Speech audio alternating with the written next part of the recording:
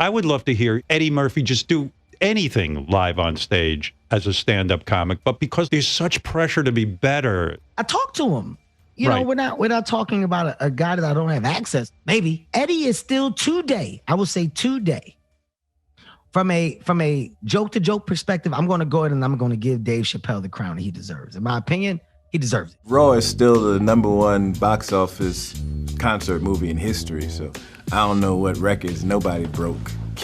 Kevin Hart, undoubtedly one of the funniest guys in the spotlight today, is facing some serious heat lately. It's like he's in the firing line, with shots coming from all directions, especially from his fellow black comedians. Comedy can be a rough game, you see. One minute, they're praising you, and the next, they're tearing you down with their words. No wonder Kevin might be feeling a little shaky. Recently, Cat Williams opened up about how Kevin Hart skyrocketed to fame, and it's got folks talking, connecting the dots between Kevin and Diddy. In 15 years in Hollywood, no one in Hollywood has a memory of going to a sold-out Kevin Hart show, there being a line for him ever getting a standing ovation. Now, we all know Diddy's reputation. So, what's the deal here? Did Diddy give Kevin a helping hand to climb to the top? Let's dive deeper into this. Cat Williams isn't the only one steering the pot. There's a cloud of rumors hovering over Kevin Hart, casting doubts on whether he'll ever hit Eddie Murphy's legendary status. But what's the truth behind these whispers? First off, Cat Williams didn't hold back. He spilled the beans on how Kevin Hart made it big. And when someone like Cat speaks, people listen. It's like peeling back the layers of a mystery, revealing what's really going on behind closed doors. So, did Diddy play a role in Kevin's rise to fame? It's a question that's got tongues wagging. Now let's talk about those rumors. They're swirling around Kevin like a storm cloud, suggesting he'll never reach the heights of comedy greats like Eddie Murphy. But are these whispers just hot air, or is there something more to them? Here's the thing. Kevin Hart's success isn't just about being funny. It's about navigating the treacherous waters of showbiz, where alliances can make or break you. And when someone like Diddy enters the picture, well, things get complicated. What's the fuss all about? Well, let me break it down for you in simple terms. There's been talk about how Kevin made it big in the entertainment world. Some say he did it by cozying up to the bigwigs, maybe even by doing some shady stuff. Eddie, who's been around since the 90s, knows a thing or two about the industry, and he's heard the whispers about Kevin's moves. Take what Cat Williams said, for instance. On a podcast, Cat called Kevin an industry plant. He pointed out how quickly Kevin shot to fame, getting his own sitcom and starring in a movie in his first year in LA. Cat thinks this is suspicious and makes Kevin's rise seem fishy. For those not up to speed, Cat and Kevin's feud goes way back to a movie called Fool's Gold in 2008. Cat was supposed to star but couldn't because of legal issues. Kevin got the role instead, and that's where the tension began. Cat isn't holding back. He's worried about people who might not be telling the truth getting all the fame and fortune. He thinks it's unfair that dishonest folks get all the attention while others struggle. And having a lot of resources doesn't mean you're honest, according to Cat. But Cat knows speaking out could get him in trouble. He knows people might call him jealous or bitter behind his back.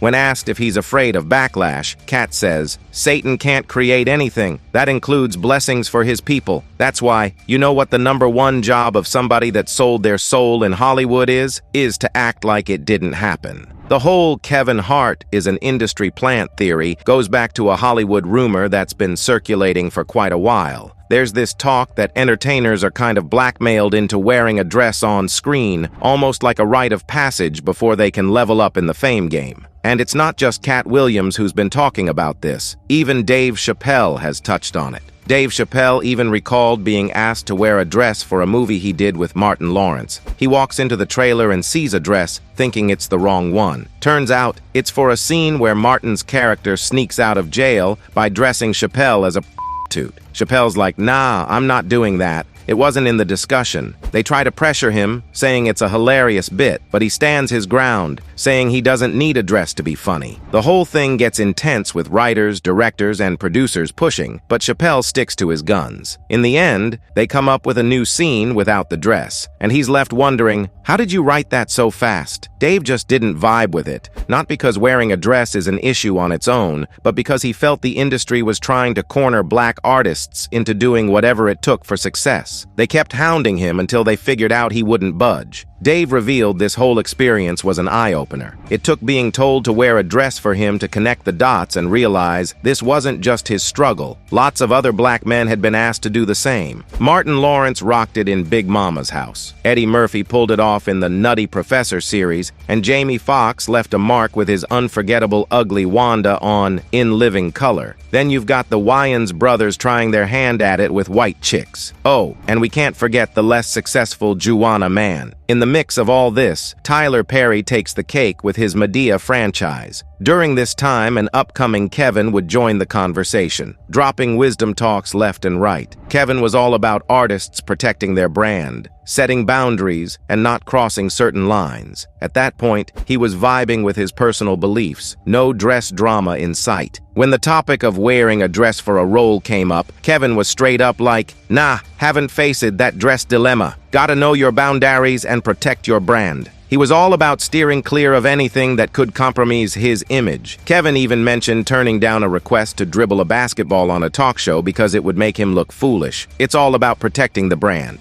Definitely haven't ran into to put on the dress. I mean, you know, you have to have boundaries. You have to have limits that you refuse to cross. But here's where it gets interesting. Just a year later, boom, Kevin's on an SNL skit rocking a dress. Is 9-year-old Oscar nominee Kavenshane Walla. No doubt Kevin's career trajectory took a lucrative turn after he dressed up as a woman. Before the SNL skit, Kevin Hart's net worth was estimated at a commendable USD 9 million. However, after 2013, his career proved to be a financial game changer. The seats for his stand-up shows began selling out rapidly, and major production houses hired him for various projects. The fiscal windfall was reflected in Kevin's reported net worth, which reportedly soared to an impressive $78.5 million.